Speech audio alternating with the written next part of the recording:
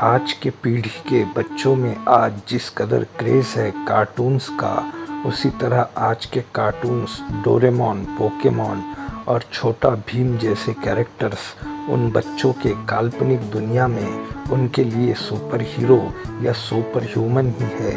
मगर कोई आपको ये कहे कि एक ऐसा ही कार्टून है जो कि फ्यूचर प्रेडिक्शंस यानी दुनिया भर की घटनाओं के बारे में अचूक भविष्यवाणियाँ करता है, तो आपको ये बात हास्यास्पद लगेगी, लेकिन ये बात बिल्कुल सच है।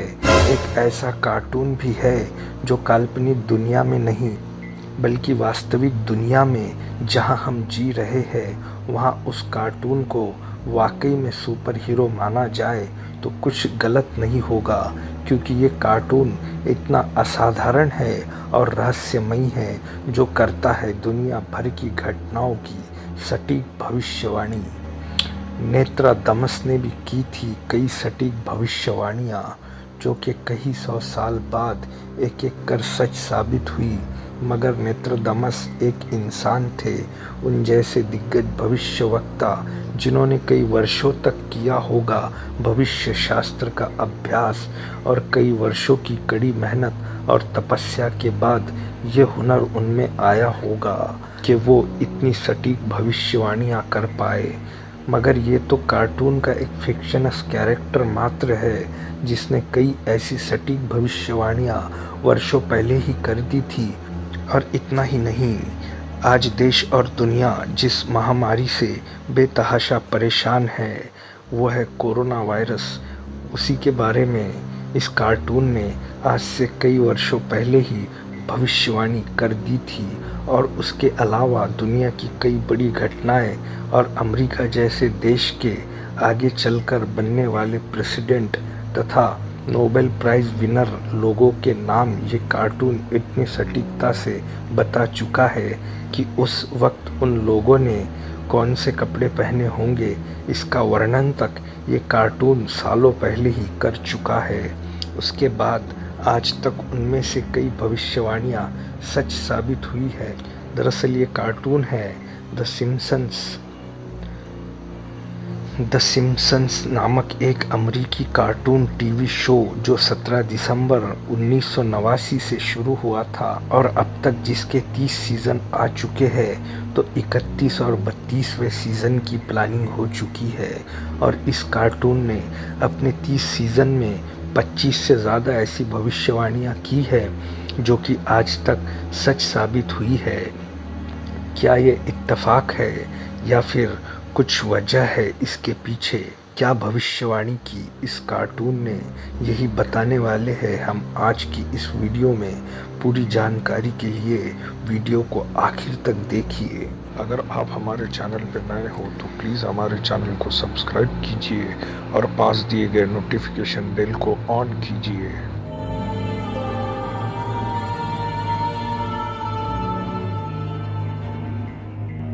17 दिसंबर 1989 में शुरू हुआ ये एक अमेरिकन कार्टून टीवी शो है जिसका नाम है सिम्पसन्स, जिसके अब तक कुल 30 सीज़न आए हैं और इसमें 25 से ज़्यादा फ्यूचर प्रेडिक्शंस किए गए हैं। वो बड़े ही हैरत अंगेज़ तरीके से अब तक सच साबित होते आए हैं, जिनमें से कुछ आज हम आपको बताएंगे।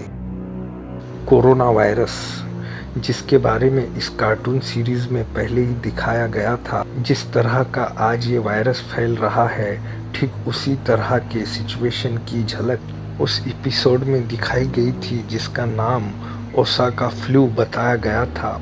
मगर जिस तरह कोरोना वायरल हुआ, उसी तरह इस बीमारी को किसी दूसरे देश से ये बीमारी अमेरिका में दाखिल हुई ऐसा दिखाया गया था। और यही वायरस खांसने या छींकने से ज़्यादा फैलता है और इसका इन्फेक्शन बढ़ता है। उसको ठीक आज के सिचुएशन की तरह ही उस समय दिखाया गया था।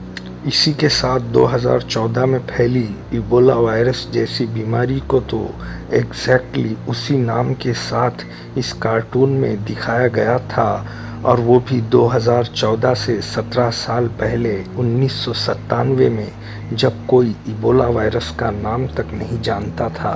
लेकिन इससे भी ज़्यादा हैरान कर देने वाली कुछ बातें इस कार्टून ने और भी बताई है, जिसमें एग्जैक्टली वही घटना, वही नाम और यहाँ तक कि उस वक्त उस इंसान ने किस रंग के कपड़े पहने थे।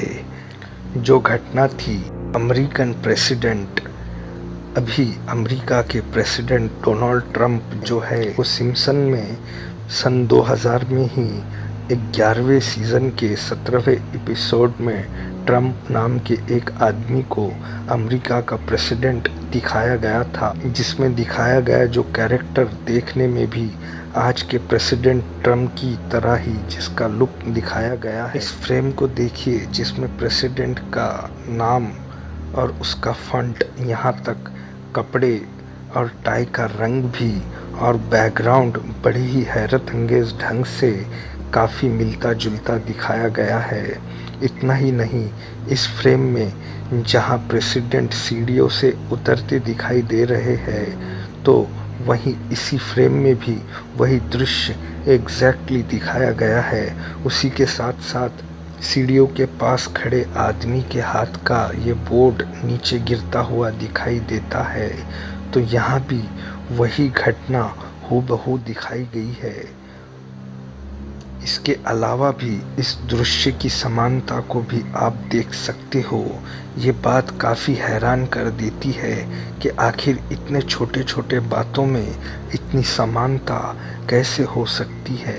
इतनी सटीकता से ये कार्टून बनाने वाले कैसे प्रिडिक्ट कर पाए इतनी बारीकी से।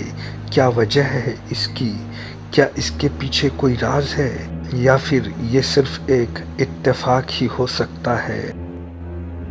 नोबेल प्राइज़ विनर बेंट हार्मस्ट्रॉम को 2016 में इकोनॉमी में नोबेल प्राइज़ दिया गया था। ये घटना सिम्पसन्स के 2010 के एपिसोड में ही दिखाई गई थी। जब 2010 में ये दिखाया गया तब तो किसी ने इसे मेंशन नहीं किया था, लेकिन 2016 में वाकई में ब्रेंट हार्मस्ट्रॉम को नोबेल प्राइज़ दिए जाने के बाद सिम्पसन्स का ये एपिसोड काफ़ी चर्चा में भी आया था।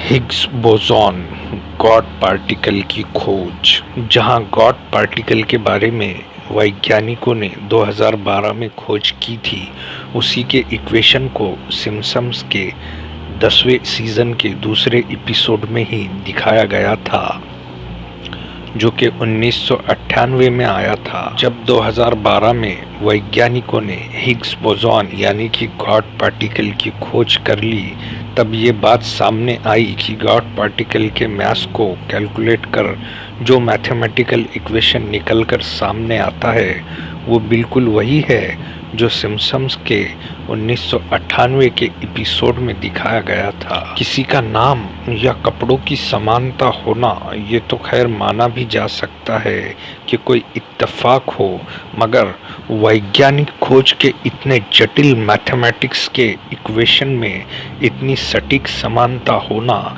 ये बात बेहद ही हैरान कर देने वाली है।